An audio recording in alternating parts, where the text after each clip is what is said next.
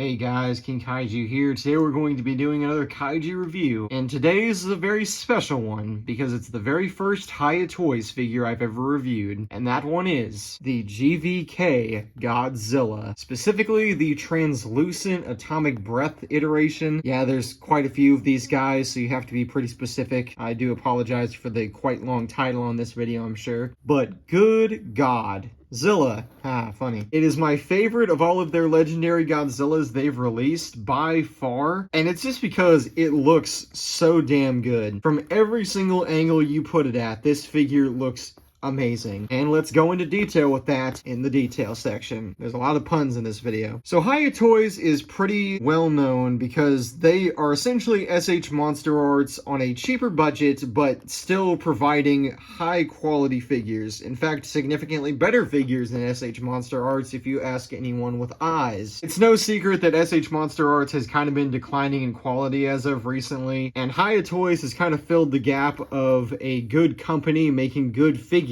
And this one right here is probably one of their best examples. It's important to note that this is actually the second release of this figure, I'm pretty sure. There was a prior iteration that did not have the translucent dorsal spines, but as you can see here, even in the hard light, yes, these dorsal spines are translucent. You can see if I move my fingers close to them, the light doesn't reflect as well through them. And this effect, even in this hard light right here, looks amazing. I'm not exactly sure how they managed to pull this off with the paint, but throughout the entire thing, it looks just so good. Even in the mouth. It's kind of hard to see because of the shadows, but even the mouth and eyes are painted with this fantastic blue color. It just looks great all around. Even like the normal scale detail that's not this translucent blue is really good. If I'm not mistaken, Hiya Toys actually uses the models from the movies. They actually take those files and convert them into toys, so yeah, that's probably why it looks as good as it does. The painting, the sculpting, every little thing in the detail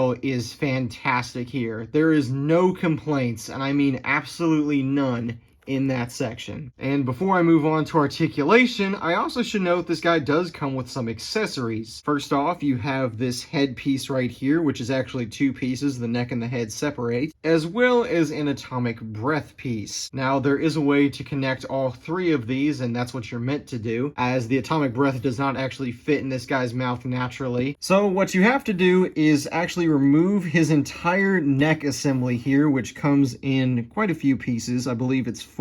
How to connect this is, of course, you put the neck piece on first, and it kind of just fits there. It doesn't really snap in or anything. You just have to rely on gravity to hold it, and then to lock it down, you'll press the head in, and you'll eventually be able to find that articulation ball joint and fit the head on there pretty well, and it stays. It's not going to fall off. And bringing the camera more up to the level where you guys can actually see it, this is what that assembly is going to look like once you're done. Now, you can't just leave it like this for a fairly cool visual, but of course, you're actually going to want to add the atomic breath. If I hold down the figure good, you can push the atomic breath in, which might disassemble the head a little bit, just based on how forceful you actually have to put the damn thing in there. But once you get everything set up, this is what that assembly is going to look like. And yeah, it looks fantastic. While this did not happen in GVK, of course, it is cool that they added this feature. It was actually from their previous, I believe, atomic breath version of the King of the Monsters Godzilla. And yeah, I am very happy that they included that. Getting him assembled back is pretty easy. You essentially just do the steps that I just said, but backwards. So you're gonna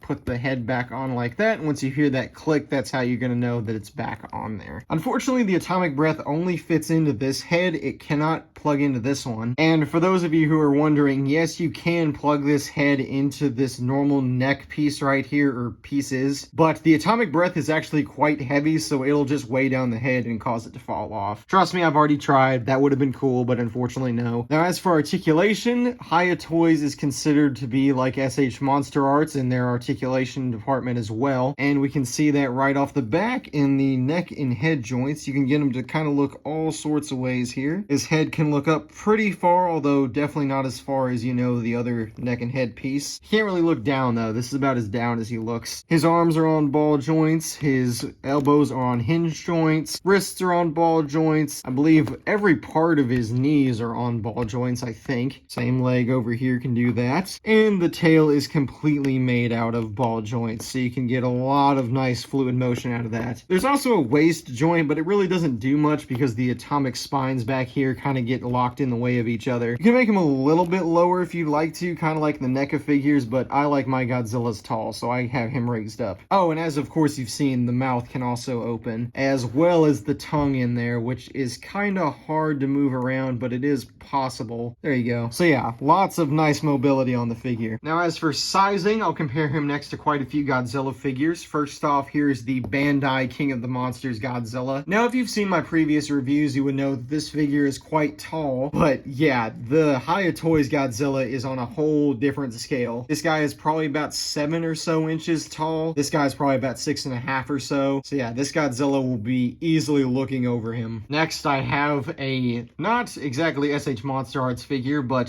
for a while the only close competitor. This is the NECA 2014 Godzilla, the original version. Getting him as tall as he can, even this does not remotely look anywhere close to the Hiya Godzilla. They look really cool next to each other, and realistically, this is probably the height difference between the movies. Hiya is just making figures on a much bigger scale here, which is fine. Nothing wrong with a big Godzilla figure. I will never complain about that. Next up, I have a Kong figure, the Playmates, of course, Godzilla vs. Kong, and you know, wow, they're not even on the same eye level. That is how far apart these two figures are. I'm sure you can get some cool poses out of them, but just basic looking how they are right now, yeah, Godzilla would absolutely wash Kong here. And after probably my longest review here in a little while, that's going to conclude the Hiya Toys GVK Godzilla review. I did not buy Hiya for quite a while just because of the fact that I was never really into the whole articulated figure thing. Not that it's a bad concept, but I am perfectly happy with my vinyls. I am happy that I have a Hiya figure in my collection now. This figure is great, and it's probably one of the best figures that I've looked at here in a while. I'm very, very happy with him, and if you can get your hands on really any Hiya Godzilla, I would go for it. This is one of my favorites though, and I am very, very happy to have him. If you don't have a Hiya Godzilla in your collection, get one. Thank you all though for watching, and I will see you all in the next video.